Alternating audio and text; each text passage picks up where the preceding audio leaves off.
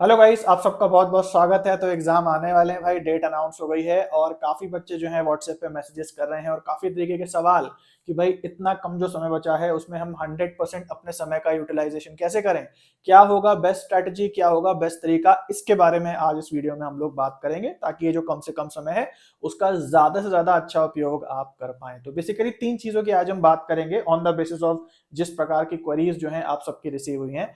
सबसे पहला कि ये जो 2 महीने का समय है इसमें सही अप्रोच क्या होगी पढ़ने की। दूसरा, स्टडी को हमें इस समय कितना टाइम देना चाहिए, क्या हम ओवर टाइम करें, क्या हम दिन रात एक करके जो हमारा कोर्स है या जो भी हम पढ़ रहे हैं उसको पूरा करें ताकि एग्जाम में हम ज्यादा स्कोर कर पाए। और तीसरी चीज, शुड आई स्टडी मैथ्स। तो काफी सारी क्वेरीज आई कि क्या हमको मैथ्स पढ़ना चाहिए या हम मैथ्स छोड़ सकते हैं।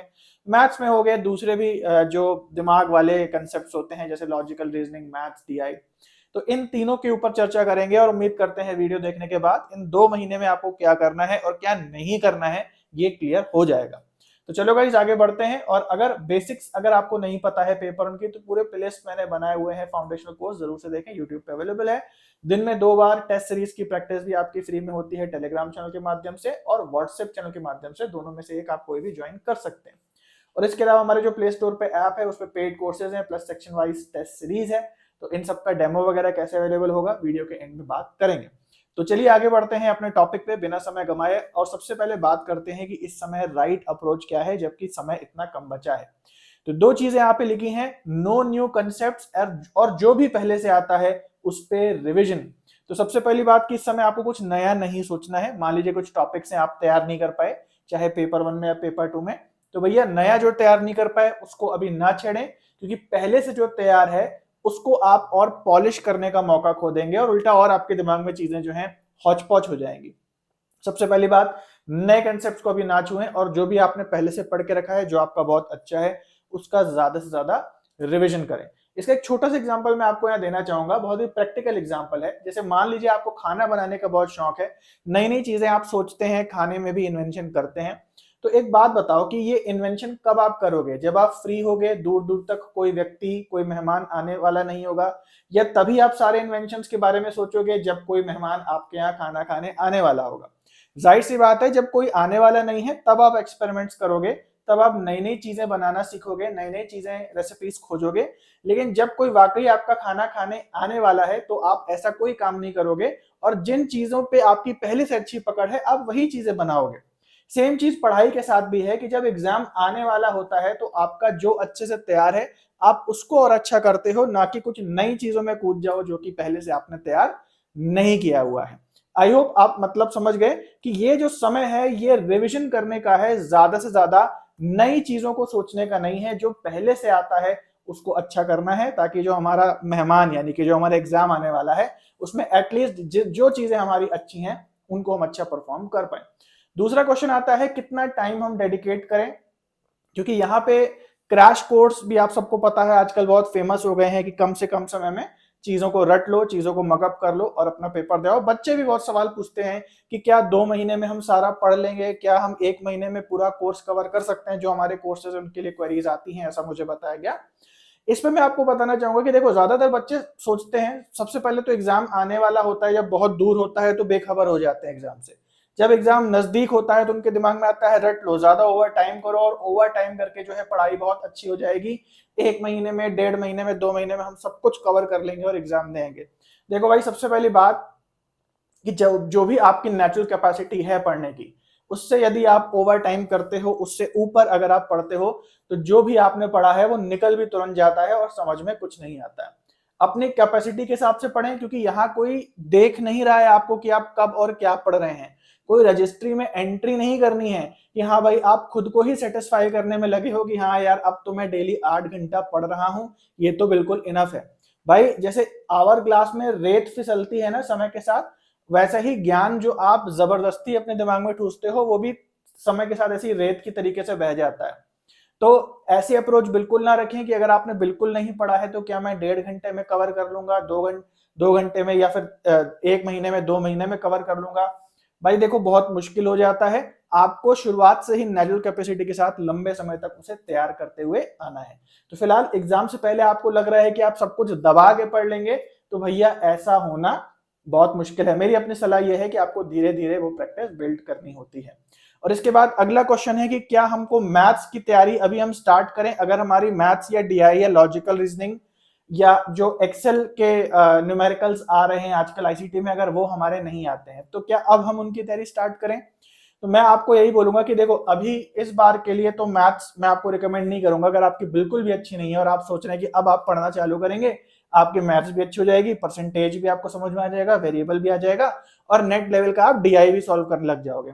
अभी के लिए तो ये मैं रिकमेंड नहीं करूंगा। बट हाँ, अगर आप इस बार के बाद के बारे में भी नेट देने का सोच रहे हैं, तब आप अभी से मैथ्स के बारे में चालू कर सकते हैं मैथ्स पढ़ना। तो जैसे मैंने आपको पहले ही एग्जांपल दिया ना कि जब एग्जाम दूर होता है या मेहमान कोई आने वाला नहीं होता, आप घर पे अकेले होते हैं, तब आप एक्सपेरिमेंट करके खाना बनाना सीख सकते हैं। लेकिन जब कोई आने वाला है तब आप ऐसा नहीं कर सकते। तो सेम ये चीज आप अभी के लिए भी देखो ना, कि हो सकता है अभी हमारा नेट का एग्जाम आने वाला है, सही बात है, लेकिन अगले बार का जो नेट का एग्जाम है वो तो अभी आने वाला नहीं है। तो ऑब्वियसली जो अगले बार का नेट का एग्जाम होगा जो अभी बहुत दूर है, उसके लिए तो आप धीरे धीरे वाली प्रैक्टिस कर सकते हो ना, थोड़ी थोड़ी मैथ्स करना सीख सकते हो, थोड़ा थोड़ा आप जो है एक्सेल को अच्छी प्रैक्टिस कर सकते हो, लॉजिकल रीजनिंग थोड़ा अच्छा समझ सकते हो, डीआई के बेसिक सवाल से चालू कर सकते हो।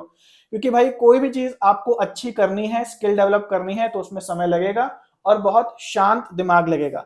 हमारे साथ जो सबसे गलत चीज है वो यही है कि जब कोई आने वाला होता है, यानी कि जब एग्जाम नजदीक होता है, तब तो हम बिल्कुल जाग जाते हैं, अरे मुझे मैथ्स भी कर लूंगा, क्या क्या मैं कम से कम समय में तैयारी भी कर लूंगा, कोई क्रैश कोर्स नहीं है, जल्दी से करके मैं अपने आप को अच्छा कर लूं।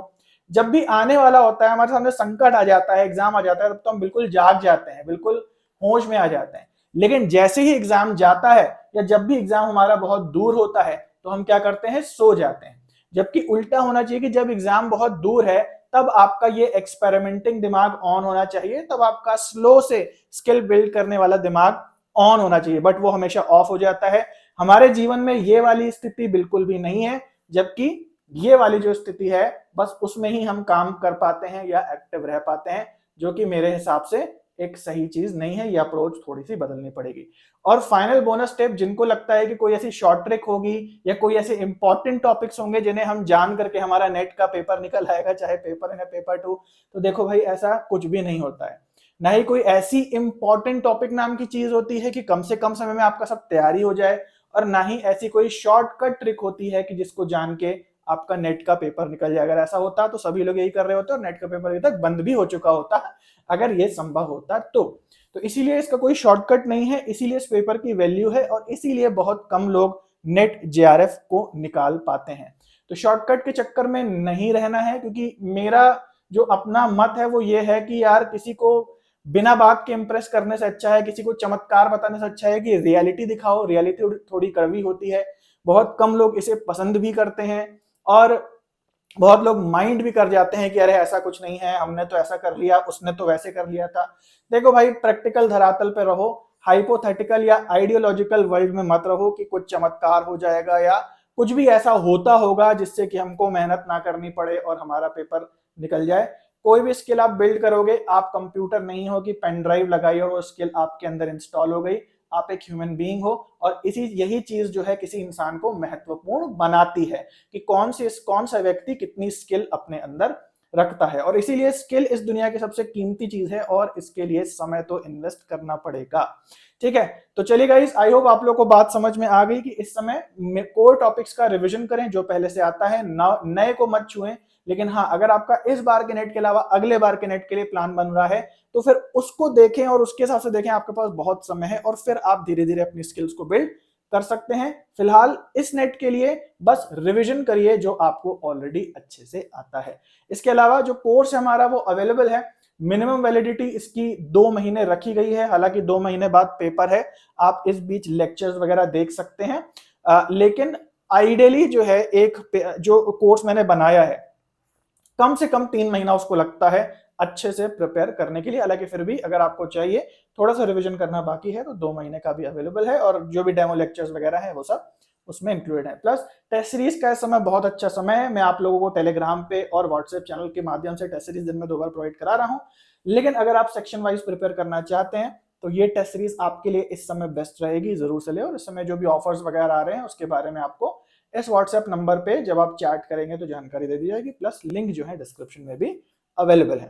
तो चलो गाइस, आज के लिए इतना है, मिलते हैं अगले वीडियो में, तब तक के लिए सभी को बाय और टेक केयर।